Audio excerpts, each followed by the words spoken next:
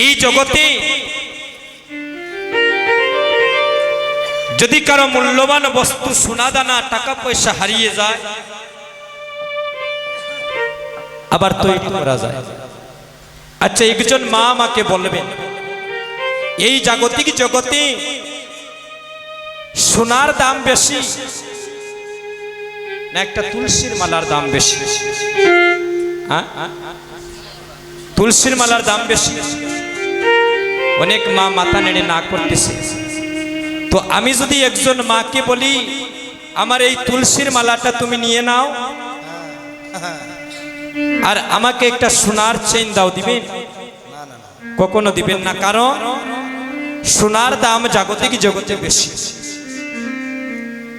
জাগতিক জগতে সোনার দাম বেশি। সোনা দানা পরিধান করলে কি হয়? বাইরের সৌন্দর্য বৃদ্ধি করে, কিন্তু ওই সোনা পরিধান করে রাস্তাঘাটে হাঁটা, বাজারে চলাফেরা করা আপনার নিরাপদ নয়। চোর ডাকাইতের যদি কবলে পড়ে আপনার এই মূল্যবান বস্তুটাও চিন্তাই হয়ে যেতে পারে মা, যেটা বাস্তব। জাগতিক জগতে সোনার দাম বেশি, আরে পারমার্থিক জগতে ওই সোনার সাইরানা পয়সার দাম নাই।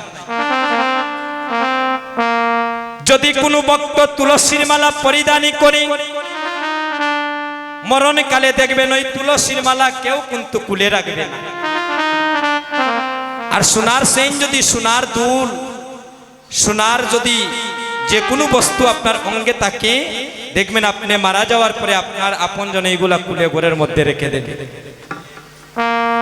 জাগতিক জগতে বললে সোনার কোনো দাম নেই, এটা যেমন বাস্তব। আজকে যারা আমার গৌর সোনাকে আপনে মনে করে, আমার গৌরী হরিকে ভালোবেসে, অনেকের বাড়ি কোথায় ঘর কোথায় চিনি না জানি না, এখানে তো যদি এখন বলি অনেক ভক্ত হাত তুলে প্রমাণ দেখিয়ে দেবে আমার দাদা যে কীর্তন দান করছেন। অনেককে আপনারাই ছিলেন না, হরিব। অনেককে আপনারাও নিমন্ত্রণ করেন নাই, কিন্তু তারা হয় ফেসবুকের মাধ্যমে না হয় মাইকিং করেছেন, শুনে অমুকের বাড়িতে কীর্তন হচ্ছে, আজকে তারা এখানে উপনীত হয়েছে। আর অনেকের বাড়িতে আপনারা নিজে গিয়ে আমন্ত্রণ করেছেন, কবর নিয়ে দেখুন আজকে হয়তো ওনার এখানে আসার সুযোগ হয় না। ভক্ত সঙ্গ করা আর ভক্ত আর ভগবানের শ্রীবাস সঙ্গনে মিলন ঘটানো পূর্ব জন্মের স্বীকৃতি ছাড়া রে ভাই সম্ভব না।